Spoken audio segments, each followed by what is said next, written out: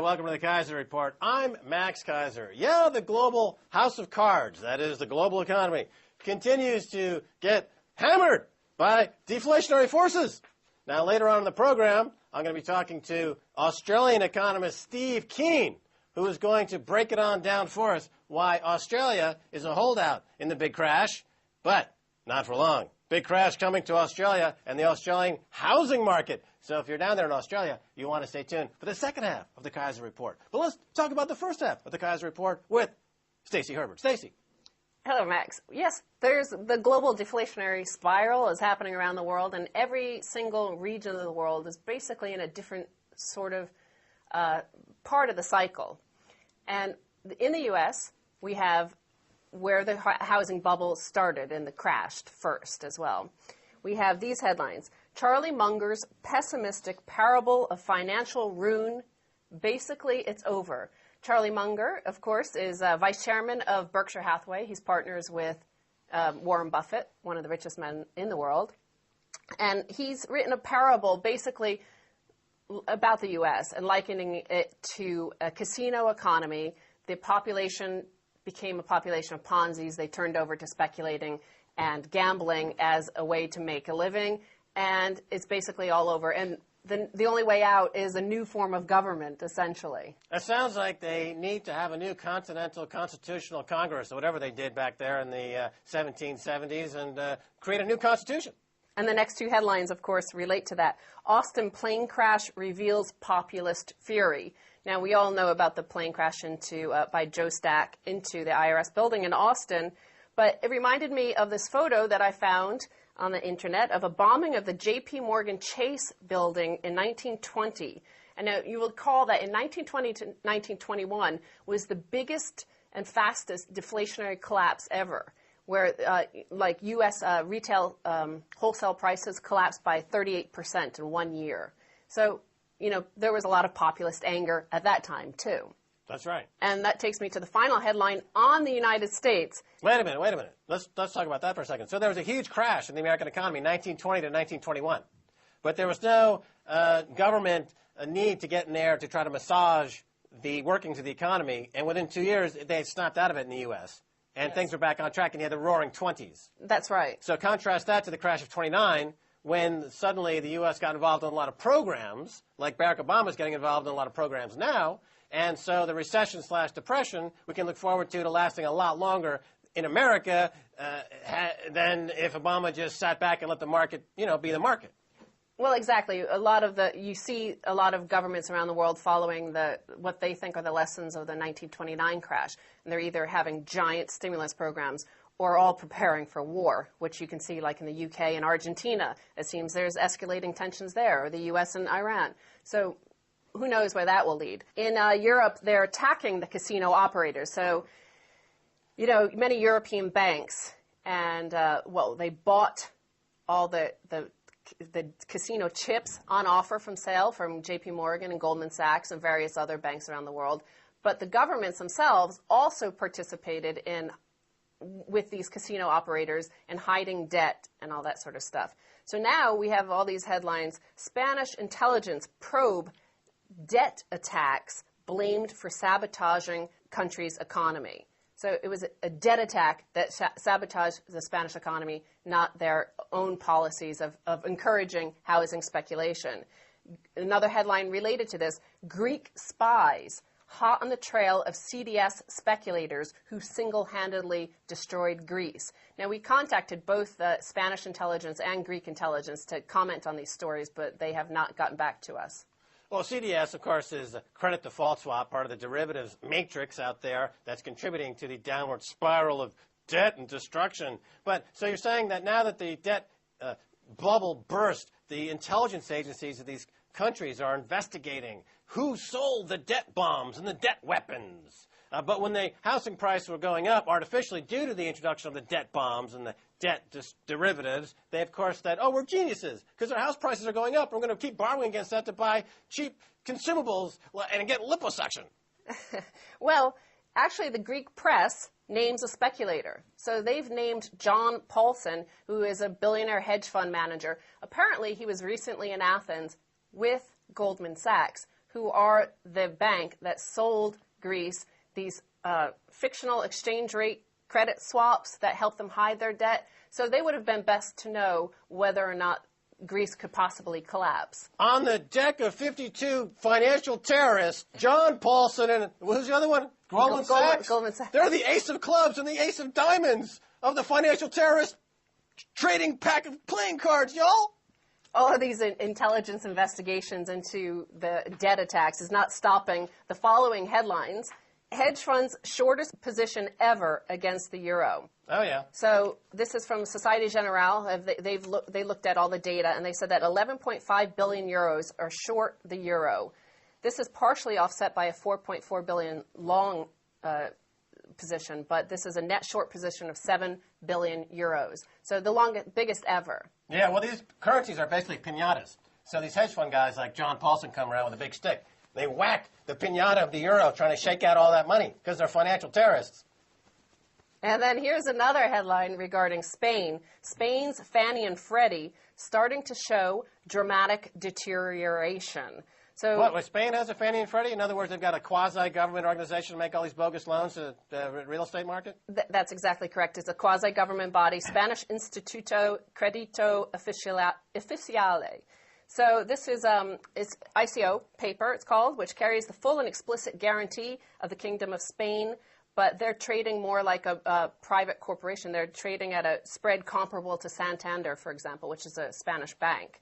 So this is not normal. The FT says that government guarantee means the paper should, we are told, be more expensive than non-guaranteed institutions like Santander. Look, the government paper is the next huge bubble to crash, isn't it? Because Wall Street created all this bogus amount of money to speculate and to make all these bets that they got bailed out with. But the bailout process meant that Wall Street transferred their bad debts onto the balance sheets of these governments in the U.S., all over Europe, in the U.K. And now the bad debts are still there, festering and stinking up the joint. They're going rotten. Like imagine dead fish and Lindenberger cheese. Limburger? Am I saying that correctly? Gross. All rotting in a festering mass. That's the balance sheet of these central banks. Well, as these government debt markets collapse and as the governments are forced to cut back and introduce financial austerity measures. Austerity. You're seeing more populist rage on the streets. And in Greece, you see them pretending that they're hiring the intelligence agencies to investigate the financial terrorism. Yeah. Here's my final headline on Europe. Head of Greek debt office replaced by former Goldman investment banker. So the very bank that arranged the fictional exchange rate derivatives is now being brought in to run their debt. I hate to do that because you can see how my hair is thinning. How's the sound when I'm doing that back there? Is the sound okay? Or is it crazy? Oh, no, the sound's terrible. Oh, my goodness, you're going to have to work that out in post. And finally, in Asia, now the casino is still in full operation there. Yeah. And everybody in the world is actually relying on China to bail out the entire global economy from the collapse of this Ponzi scheme. Oh, yeah. Here's a headline. Why this building proves that the next financial crisis will be in Shanghai. So apparently there's a metric whereby you can look at when the tallest building in the world, the new tallest building in the world is due for completion and pretty much coincides with the collapse of that economy. It happened in Dubai when the Burj Al Khalifa just recently opened. That's right. 2 weeks after the collapse of Dubai. That's right. And now the Shanghai Tower is apparently due to open early 2014. It's the economic phallus theory. That men who take control of the economy with speculative bets create these huge phalluses as homage to themselves, only to find that these huge structures collapse at the moment they're supposed to, flower into some kind of economic growth. So another headline regarding China, China New Village makes Chinos see Dubai 1,000 times. Oh, yeah. As we were just talking about, the whole the sovereign debt crisis really began in Dubai when we saw the collapse of there. As I said on Russia Today. I was on Russia Today, and I said it was phase 2 of the whole global collapse was Dubai. I said that. Look it up on Google. China has allegedly defied the global recession, we're told, but Jim Chanos, who is another billionaire hedge fund manager, he believes that, in fact, despite the 10.7% growth in GDP in the fourth quarter of 2009, he thinks it's underperforming. if you look at the fact that they've spent $900 billion on stimulus, and he thinks that basically they're cooking the books, and also that all those empty villages and cities and malls is a sign that disaster is approaching. Well, yeah, a lot of people are speculating, or I should say there's a lot of sound economic analysis about the ghost towns and ghost cities in China. It's unsustainable, and eventually they're going to have to, revert to the mean, which in this case would mean a huge crash in the values in China, which, go ahead, yes? And I have one final story regarding yes. China, because, I wrapped up with the final story on what the governments are actually doing in each of these regions. So in Europe, the government of Greece, for example, is complaining about the speculators while actually hiring them to run their debt markets. Now, this is a final headline on China. Citi. China sold their treasuries because they want to buy tons of gold. So Citibank is saying that the People's Bank of China is the most likely central bank buyer for the 191 tons of gold now available for sale by the IMF. And that's what I've been saying. That's what I've been saying. And the Citi speculates that this is perhaps why the People's Bank of China sold $46 billion in treasuries in December. You don't need no stinking treasuries, China. Buy yourself some of that gold bullion. All right, that's going to do it for this part of the show. When we come back, I'll be talking to Steve Keen, and we'll be talking about why Australia is the next major economy in the world to collapse.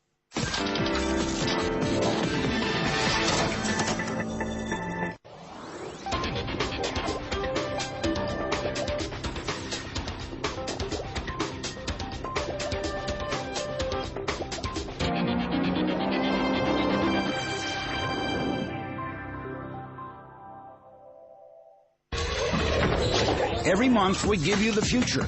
We help you understand how we'll get there and what tomorrow will bring. The best in science and technology from across Russia and around the world. Join us for Technology Update on RT.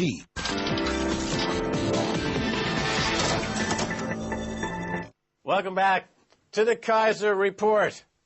Time to talk to Steve Keen. Now, Steve Keen is an economist, a professor, and author of Debunking Economics. He's also a tabloid star in Australia. The Sydney Morning Herald calls Steve, quote, Doomsday Keen, the, quote, mild-mannered price Cassandra of Sydney's western suburbs. An economist with, quote, extreme views. Those being that the housing bubble in Australia will collapse. And soon, Dr. Keen will be embarking on a 225-kilometer walk while wearing a T-shirt reading, I was hopelessly wrong on house prices. Ask me how. All right, Steve Keen, welcome to the Keiser Report. Thanks, Max. It's good to be back. Okay. Steve Keen, how were you so wrong on house prices? And were your views on house prices, quote-unquote, extreme, as the Sydney Morning Herald alleged this week? Well, the obviously extreme thing about my statement is that I believe that Australia is not completely different to the rest of the world. And what's happened in every other country on the planet will ultimately happen here. That makes me an extremist in Australia, where the property spruikers and most of the mainstream view is that we're different and we can have a housing bubble that goes on forever, unlike everywhere else on the planet.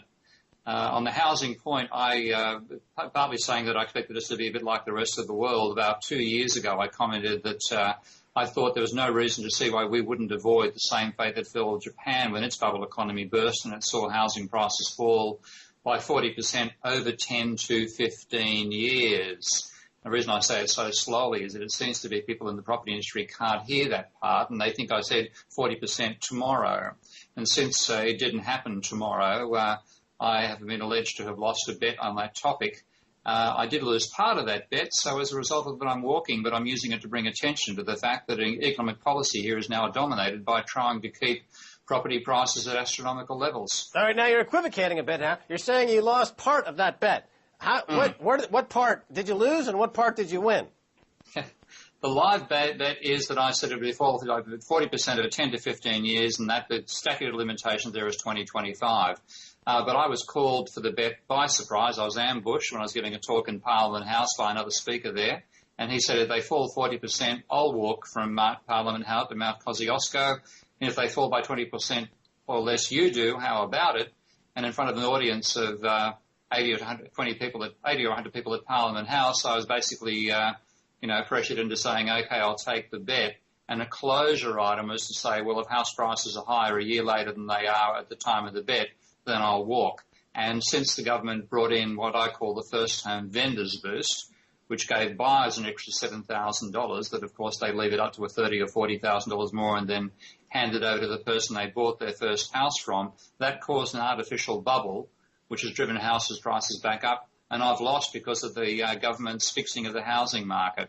But I think it's only a short-term loss. Okay, so the government came in and they flooded the markets, with artificial buying interest, basically. This Keynesian kind of solution that we're seeing in places like the United States and the UK. Now, if you look at the U.S., for example, their housing market, after experiencing a bounce after the stimulus package of Obama, is now firmly back on the downside, as is the case with the UK. So if I'm hearing you correctly, after the sugar high of this government stimulus, house prices in Australia will once again resume their downward trend, and you're still believe that your call for a 40% top to trough correction in house prices up until, I guess, 2025 is still on the table, still possible. Yeah, and I think actually your analogy about the sugar hit's a very nice one. You might actually say we're suffering from the diabetes of debt, because when you have a huge hit like this government stimulus, yes, it boosts the market for a while, but it also drags in people who might have bought in 2010 to buying in 2008 instead. And then you get to 2009 and suddenly there's a slump in buyers. Well, that's the sort of effect we're seeing right now. And last year, when the start of the policy to its end, 250,000 people took out the boost. That's more than 1% of Australia's population, including babies and 95-year-olds. So if you cut it down to the segment that just might be in the first home market, possibly 10% of the potential market was sucked in 1 year. That means there has to be less this year. And also with the grant going, that reduces the amount of leverage they've got. And the banks are finally waking up to the fact they've lent too much money and actually starting to cut back on leverage as well. So all those factors are likely to make this year a particularly bad year for house prices after last year, of course, was a bubble year. Okay, so for house prices in Australia to continue going up, the Australian economy has to defy the general trend in the global economy, which is deflation. And as you've written about extensively and won kudos for in 2008 as being one of only 1 in 12 economists in the world to accurately predict the deflationary effect that we would see in various economies, the Australian market would have to go against gravity, so to speak. And then there's another theme, of course, which people point to as the savior of the Australian economy, and this is the big buyer out there on the block, China, and that in order to buy into the Australian story, you've got to buy into the China perpetual growth story. Is that true also? Yeah, that's true as well, and I think there's a whole lot of factors that made Australia different. A couple of them are good ones. I can't deny that. And one is that governments tried stimulus packages across the world. And if you look at what Obama did, a large part of the stimulus was throwing money at the banks and say, please lend this money out and create more credit. Of course, they put it in their coffers and didn't lend to anybody because A, they didn't want to lend, and B, nobody wanted to borrow from them. In the Australian case, the government said, here's $1,000 per human being with a pulse. Please spend $1,000 each. And, of course, they did. So there's a much more effective stimulus over here. We also had a Reserve Bank cutting interest rates by 4%. And in America, when they cut interest rates, the mortgage lenders say, yeah, well, what's your next trick? And they don't move mortgage rates. In Australia, most mortgages are floating rates. So when the RBA cut our rates by 1%, mortgages fell by much the same amount. Those two factors gave us a 9% increase in household disposable income during the recession. So just to check in with Australia's Reserve Bank, Philip Lowe of Australia Reserve Bank said basically that Australia is going to ride the back of China going forward. So you'd have to believe into that bubble continuing in perpetuity. The trouble about the China story is that China put an enormous stimulus in there, which they increased their credit by 35% in 1 year, an enormous level of spending. But the Chinese government's got one thing over the West when it comes to managing their financial system, and that is the threat of having a neck cut off. If you know what it's like still in the command economy that China fundamentally is, if the Central Committee of the Communist Party tells you to stop lending, you stop lending. And it's quite possible that China could try to correct its bubble very rapidly, and Australia could suddenly find that the demand that's been keeping our commodity prices rising disappears. But the interesting thing about the whole debt diabetes thing, Max, is that when you take a look at the aggregate numbers, the ratio of debt to GDP is always my key indicator. And America's ratio is falling. The ratio of the rest of the world is falling as private sector delevers. The one country that's now got a rising level of debt to GDP is Australia. And it's all because of that stimulus to mortgage debt that the first-time vendors boost gave. That's what turned us around right now. But I think that's now looking equally fragile. So goodbye the China stimulus at some point, at least to the scale it has been. The Reserve Bank is now increasing interest rates to control inflation, which they can see and nobody else can. And, of course, you have the ending of the stimulus package for maybe political reasons, and goodbye the first-time vendors boost. So all those things, I think, make the factors that pushed us up last year, a lot of them are disappearing this year. And it should be not quite such a hot year for the Australian economy. But anyway, now, according to Bloomberg, the U.S. government reports show that there are more than $8 trillion in monetary and fiscal stimulus has yet to spark inflation.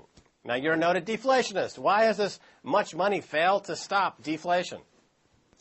Basically because people don't understand how money is actually created, and it's created by the private sector deciding to lend somebody a loan. The basic myth people have believed so long is that it's all the case of deposits have to be given first of all, then they're lent out. Reality is the other way around. When a bank creates a loan, it also creates a deposit. And this is an endogenous growth in money when the economy is booming. When you get to the stage where there's a huge accumulation of debt and there's been a huge financial scare, the banks don't want to create any more loans. And yet, as much money as you throw at their reserve, which is where most of this money is going, they don't lend it out for two reasons. One, they don't expect they're going to get the money back. And two, they can't find any borrowers willing to take on the money.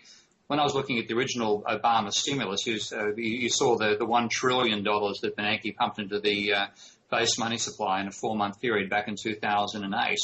Well, if that was actually going to create the extra demand that Obama thought it was going to create when he gave his State of the Nation speech last year, Americans would have needed to take on an additional $9 trillion in debt.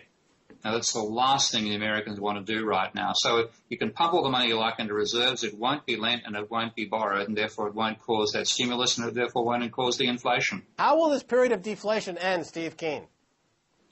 Normally it ends when you have a fairly substantial drop in the debt levels themselves. If you take a look back in the 1930s, that's my key period to take a look at, you'll see that there was roughly speaking, if you just got American GDP was say roughly $100 billion at the time, which isn't too far from the mark, then the debt level when the Great Depression began was $175 billion. So the ratio is 1.75 debt to GDP.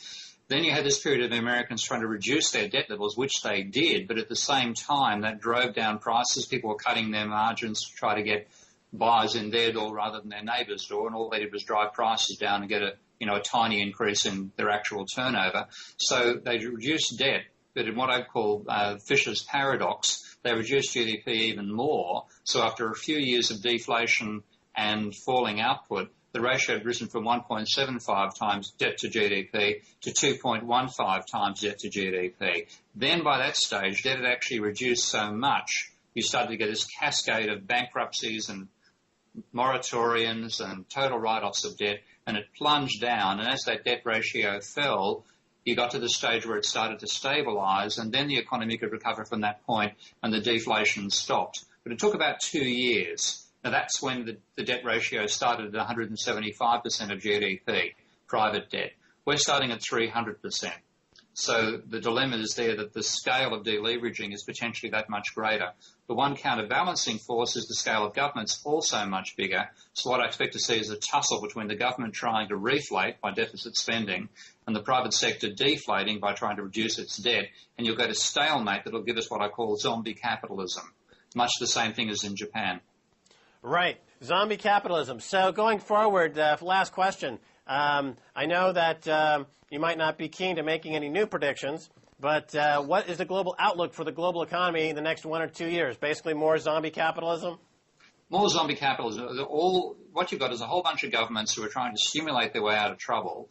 And the reason the stimulus packages have worked in the past is that they've got the system over its current crisis, like back in 1990 or the 1970s, which is another very opposite time. And then the financial system has found another bunch of people they can push debt at.